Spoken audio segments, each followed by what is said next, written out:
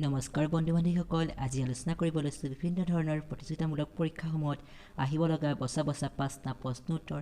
বলক তেন্তে পলম নকৰি প্ৰশ্নকেইটা উত্তৰৰ সৈতে আলোচনা কৰোঁ এই ভিডিঅ'ৰ জৰিয়তে। Question number 1. What is the title of Dr. APJ Abdul Kalam's autobiography? Dr. APJ Abdul Kalamৰ আত্মজীৱনীখনৰ নাম কি? A. Me and Missile, B. My Memories, C. Sky is the Limit, D. Wings of Fire. উত্তৰটি হ'ল D. Wings of Fire. এতিয়া আহিছোঁ দ্বিতীয়টি প্ৰশ্নলৈ। Question number 2. The autobiography Living History has been authored by Living History নামৰ আত্মজীৱনীখনৰ ৰচক কোন? A. Margaret Atwood, B. Benjir Bhutto, C. Hillary Clinton, D. Monica Lewinsky.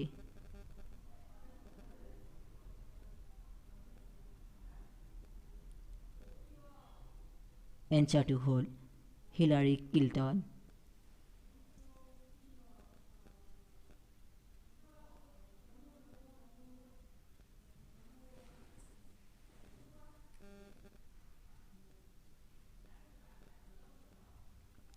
এতিয়া আহিছোঁ তৃতীয়টি প্ৰশ্নলৈ। Question number 3.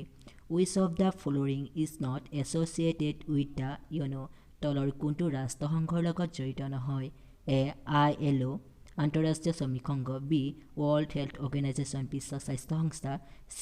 Secretary Council নিৰাপত্তা পৰিষদ, D. ASEAN. উত্তৰটি হ'ল D. ASEAN.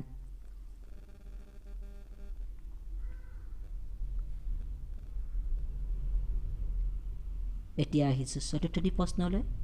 Question number 4. The first month of the Saka year is শক যুগৰ প্ৰথম মাহ কোনটো? A. বহাগ, B. ফাগুন, C. চ'ত, D. ভাদ। উত্তৰটি হ'ল C. চ'ত।